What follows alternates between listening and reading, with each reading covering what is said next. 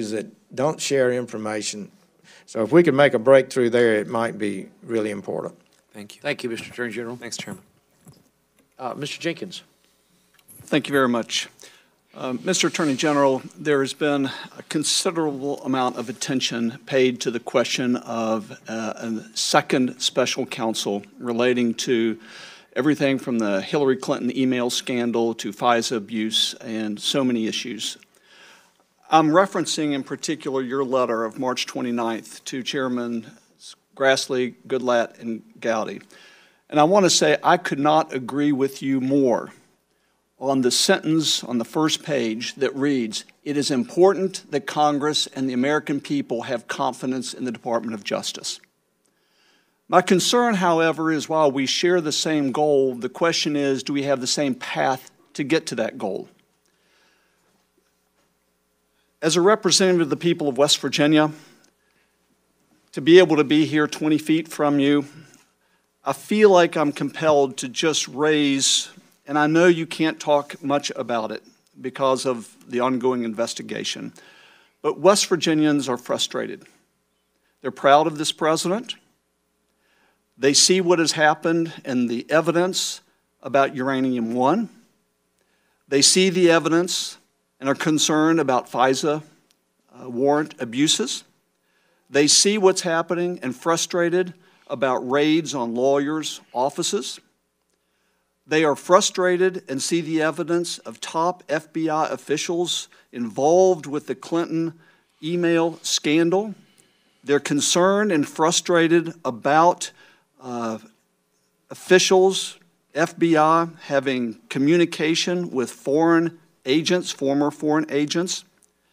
And we are frustrated that we have had a special counsel in Mueller investigating supposed collusion for over a year with not a scintilla of evidence of collusion between the Trump campaign and Russia. And you came to the conclusion that a special counsel was not warranted.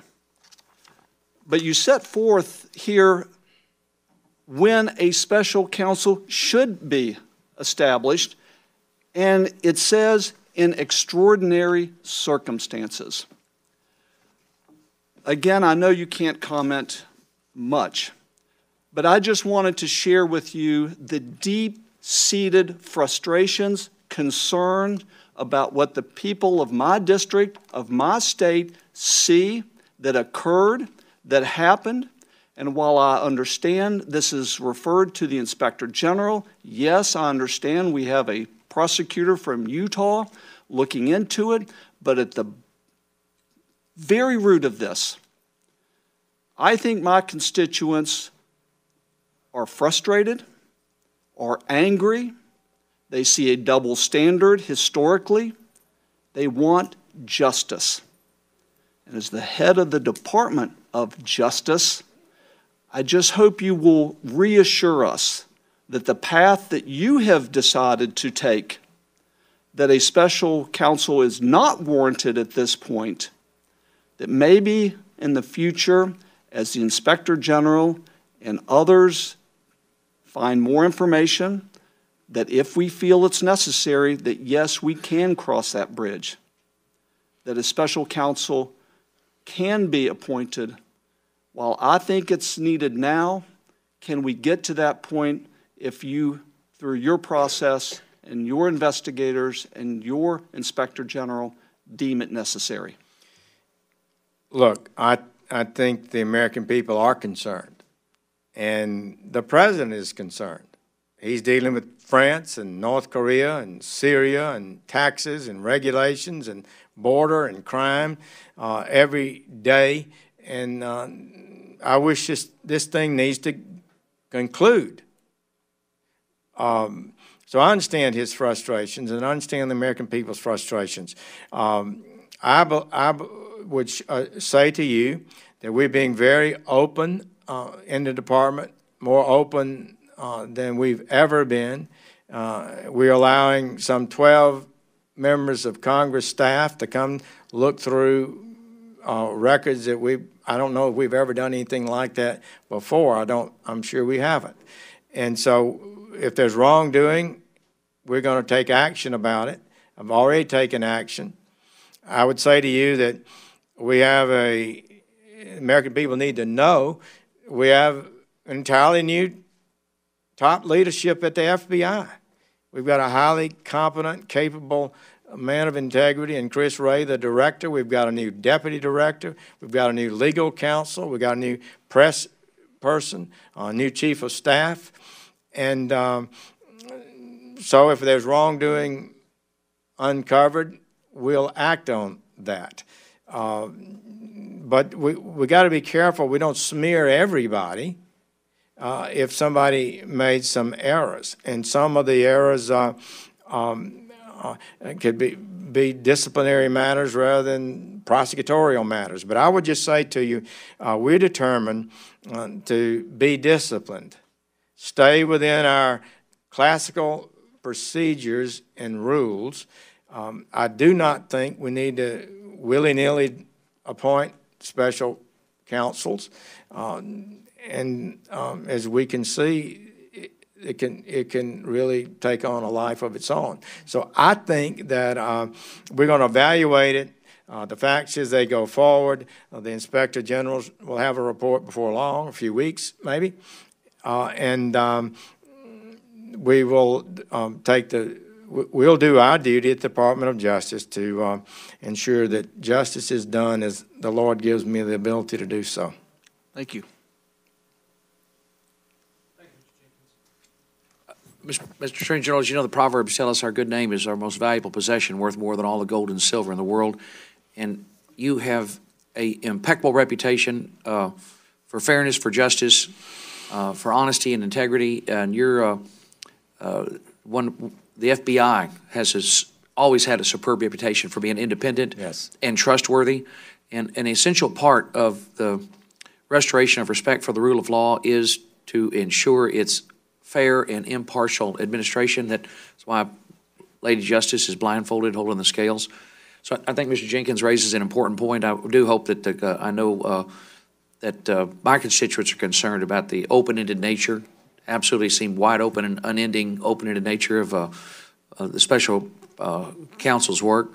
And I think it's important that anyone that you discover in the course of your investigation, anyone in the Department of Justice or the FBI that would use the legal processes of the United States for political purposes has to be prosecuted and brought to justice. And I hope you'll do all that you can to reassure the American people that these investigations are not open-ended and they're not searching for anything under the sun they can find. But we're gonna narrow this down and be sure that we're looking for actual evidence of any collusion. We're looking for actual evidence of anyone using the legal processes of this country for political purposes will be prosecuted to preserve and protect the respect for the rule of law, to preserve and protect the respect for the good name of the FBI and the Department of Justice.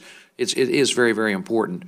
And we deeply appreciate your service to the country, deeply appreciate the commitment of the men and women of law enforcement who work every day quietly and tirelessly to protect us. Every day that goes by and we don't have another terrorist attack, every day that goes by and ends quietly and safely, we're grateful to you and the men and women of the Department of Justice and the FBI and the ATF and the DEA and the Marshal Service and the Bureau of Prisons and everyone that is responsible for protecting us. We are grateful to you for your work to ensure the impartial and fair administration of justice, to keep us safe. I know you've got the support of this committee in helping you do your job in protecting the most precious possession you have, the department has, and that's the good name that all the men and women in law enforcement have worked so hard for so long to preserve. And I hope you'll continue to do so. And Mr. Arno, if you have any closing remarks, we'll go ahead and wrap up. Yes, I do. I want to thank the Attorney General for coming before us today. As we wrap up, I can't help but maybe sound a negative note again. You know, it's not something I enjoy doing, but it has to be done. I'm amazed at how many members of Congress goes to the House floor and single out some newspaper article that may indicate that some lady or some fellow somewhere misused improperly, on purpose or not on purpose, by mistake, $50 in food stamps. And that became a big, big, big issue.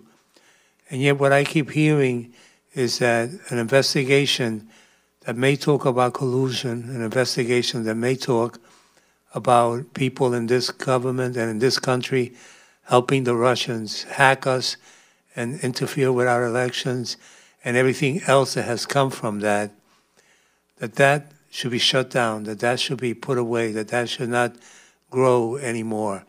And it just troubles me, but it shouldn't amaze me by now, the years that I've spent in Congress, that some people go crazy over some things that we should pay attention to, but certainly want to make sure that person who took $50 somewhere and misused it in government funds gets the full extent of the law on their shoulders. But whatever happened over here with a foreign government interfering in our elections, well, that we should shut down as soon as possible. Thank you. I know Mr. Serrano joins me, as all the committee members do, in praying for the safety and security of the men and women in law enforcement and how much we appreciate the great work that you do. Thank you. Mr. Chairman, I would just note, I think when I said that the BOP has the same staff today as in 2009 when they had 20,000 more inmates than today, I inadvertently said fewer inmates. We actually had 20,000 more inmates in 2009 than we have today. Thank you all for your support. I really do feel it. I think our men and women in law enforcement know that Congress has been supportive, and we will do our best to use the resources you give us wisely, and we recognize that we have to account to you for the wise utilization of those resources. Thank you, Mr. Attorney General, for your service to the country, and the hearing is adjourned. Thank you.